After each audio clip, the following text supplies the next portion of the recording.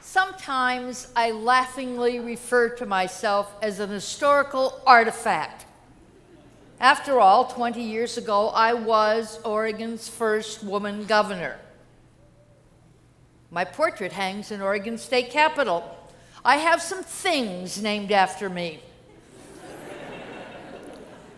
But when all is said and done, who cares? Who cares?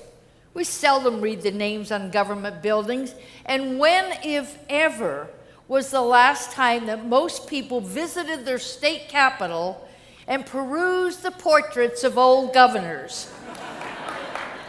Not on most of our to-do lists. But that said, I find myself currently immersed in a period of historical reflection. This year, 2012, the state of Oregon is celebrating the 100th anniversary of the passage of the ballot measure that gave Oregon women their voting rights.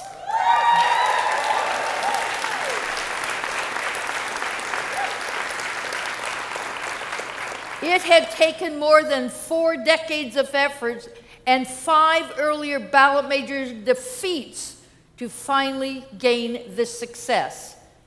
In 1912, Oregon women joined the women of Wyoming, Colorado, Utah, Idaho, and the state of Washington in securing the right to vote.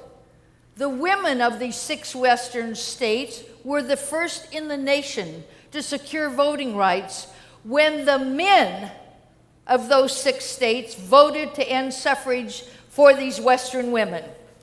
So, as my state has focused on this historical celebration, new research has been funded for the period. Museums and libraries are having displays of photographs and old newspapers and old campaign materials. Reenactments of voting debates are actually taking place on community stages across Oregon. It's been fun and exciting to sort of relive this very combative history. I have learned so much since the celebration began, and I have gained a new commitment, a commitment to preserving this history and to sharing it with broader audiences. History is meant not to sit on a shelf collecting dust, but to devour, to think about, to talk about, and share. My state, for instance, has a unique collection of first-hand accounts of a huge piece of history of the western states.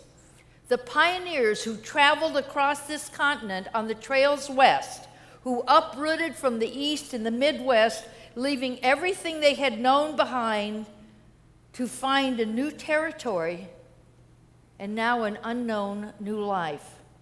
That amazing 6-month trek, long and difficult, was literally captured in hundreds of diaries written almost entirely by the women and teenage girls of those wagon trains. They recorded the challenges, the births, the deaths, the changing landscapes, the hardships, and the hopes. They preserved the history of that massive migration west for all of the generations that followed. First-hand accounts have an ability to not only record history, not only to teach and educate, but to transport the reader back to another time, another place, another experience. I personally never look at those diaries without feeling the experience of my great-great-grandparents, James and Almeda Boggs, who with their 3 children traveled on the Oregon Trail, came west on that trail in 1853. They buried a daughter beside the trail. I have walked on the land that they farmed.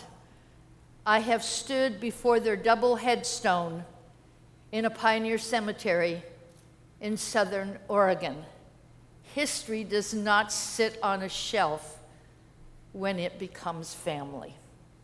It is in that vein that I took on a project of personal importance and Oregon historical significance. Almost 6 years ago, I undertook an effort that only a few elected women in our country have completed.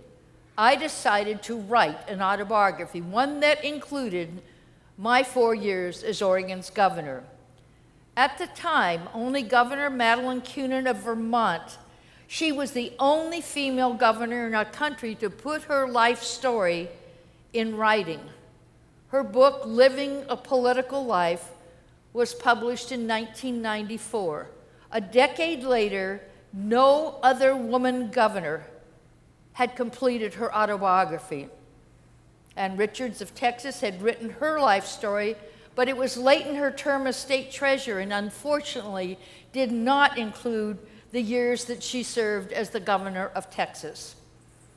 As one of America's first 10 female governors, I was becoming alarmed that our place in history would go unrecorded, told perhaps by others, but not by the women who politically pioneered those offices.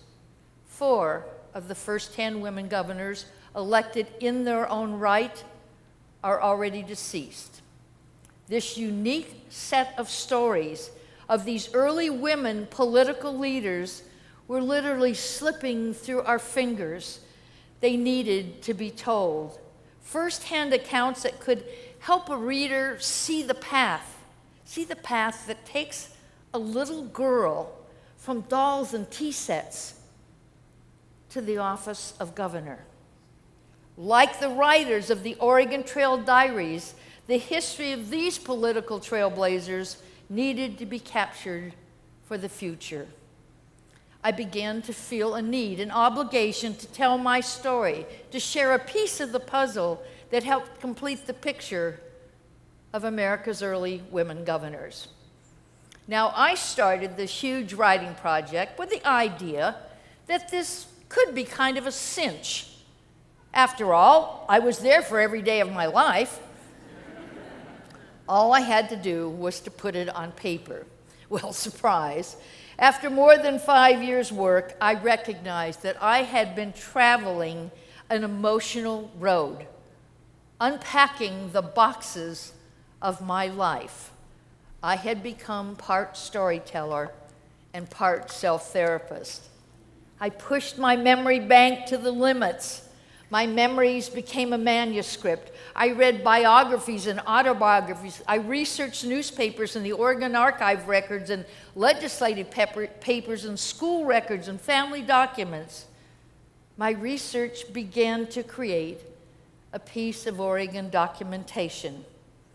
I sorted through hundreds of photographs, looking for the right images, the ones that would help tell the story of a small town girl who became her state's first woman governor. I interviewed friends and families and colleagues and former staff, verifying my own memories and adding some of their memories to the manuscript. The project felt absolutely endless. As the years passed, it felt more endless. But there were these slowly adding page counts and slowly adding chapters that gave me hope that, in fact, this would one day be a real book. And finally, we were at the editing stage, my least favorite part of this lengthy project. God, I hated it. It was awful. Lots of give and take. They say give and take, it's really battle. It was required, though, when my editor sliced paragraphs that I knew were my pearls of wisdom. Yet I had to decide when to let go and when to stand and fight for stories that I thought should be included, in fact, thought were essential to the book and to the story. And at last, we were making the final decisions on the cover photo and the title for my book, Up the Capitol Steps. By the time my autobiography was released this past October, it joined not only Governor Kunin's book, but the autobiography of Governor Sarah Palin of Alaska. And a few weeks ago, Governor Jennifer Granholm of Michigan released her fascinating political memoir of her years as governor and how she led the fight from Michigan to bring Michigan back after the huge crisis of the auto industry crash. Now, this is certainly a small number of stories to record the history of some of this nation's most notable women political pioneers. But perhaps we have started a trend that will encourage other women political leaders to record their story, to inspire and teach and preserve. And in addition to these written histories, here in my state of Oregon, Portland State University's library has, over the past 5 years, acquired a magnificent and growing collection of the private papers of a number of my state's women political leaders. Oregon's first female Supreme Court justice, her papers. Our first woman Speaker of the House. Oregon's first woman governor. Mayors, legislators, statewide women electeds, all in the collection at the library, and they will become an important research source on the political leadership of one state's women political leaders. Again, like the Oregon Trail Diaries, these personal papers will bring these women's lives out of the shadows, names and dates and photos and stories, history. So, with increased writings and autobiographies and extensive personal papers, what will we learn about our early women political leaders? 50 years from now, when we again ask the question, what takes a little girl from dolls and tea sets to the office of governor? Will we have more answers, more stories, more knowledge? Well, we will have the amazing story of Connecticut's Governor Ella Grasso, the only child of Italian immigrants and also a child of the Depression of the 1930s in her new country. We will read the difficult story of Washington State's Governor Dixie Lee Ray, raised with her 4 sisters in a household where her very strict father, a heavy drinker, constantly lamented the fact that he had no sons. Vermont's Governor Madeline Kunin, born in Switzerland, left Europe with her widowed mother on one of the last boats transporting Jewish families to America. She began school in our country without knowing a single word of English. Each of our women governors have stories that are surprising and unexpected, clearly proving that they were not born to govern, that they were not anointed. And my story is no exception. I began my political career as a citizen advocate, a parent seeking educational rights for my autistic son. My son had been sent home from school in the 1st grade, not for the day, but forever. His handicap meant he had no right to a public school education, and I could not appeal, not to the school board, not to the courthouse or the state house. The 1960s laws gave my son no recognition, no rights, and no recourse. But I simply could not accept the unfairness, the inequity, the fact that my son's disability would also be exacerbated by his being uneducated. I spoke out publicly about that injustice. I pleaded for help. I sought a hero. I waited for some leader to step forward to champion our children's cause. By the end of the 1960s, I was a divorced mother with 2 sons, no child support, and a low-paying office job. But I was unwilling any longer to let those liabilities shortchange my son. And I finally came to recognize that I had 2 crucial assets, a cause and a mother's anger. So I took a day a week off work and the very painful related pay cut traveled to my state capital, and began a fight for my son's educational rights. I was politically inexperienced, scared to death. I didn't even have the money to buy so much as a cup of coffee for a state legislator, but I marched up the Capitol steps determined to change the world for these unserved children in my state. I carried my message to every state senator and every single state representative. I pleaded for my son's future. And finally, my son personally testified at a legislative hearing. And he told the senators that special education wasn't special for him. For him, it was all there was. 5 months later, my bill, the bill, had passed both houses and been signed by Governor Tom McCall. Oregon had the first such special educational rights law in the United States of America.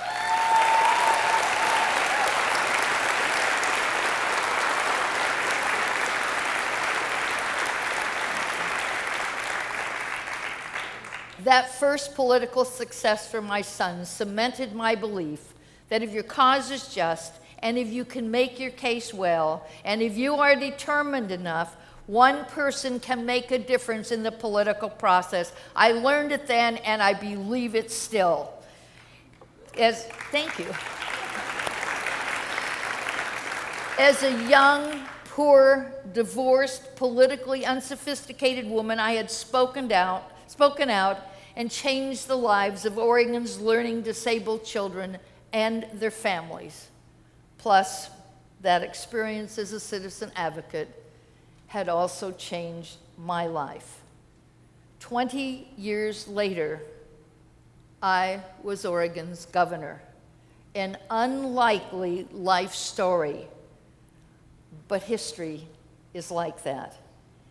And I feel so privileged and gratified that I have lived in an amazing period of women's history in America. I have been both witness and participant. I have made a little history, and now I have shared that history. I will continue to share my own story, but not just my story. The history, the remarkable stories of so many women who have changed our states and our nation. Pioneers and founders, suffragists, early elected women, women of color, women in Congress, on court benches, in governor's offices, running for vice president and running for president of the United States.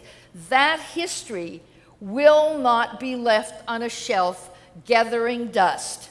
We must advocate for saving and sharing those inspiring stories. I fully intended to do my part, and I will in the years ahead. What I hope is that some of you will join me on this trail, and you will use as your inspiration perhaps what I use for mine. I am inspired always by remembering the visionary motto of my state: she flies with her own wings.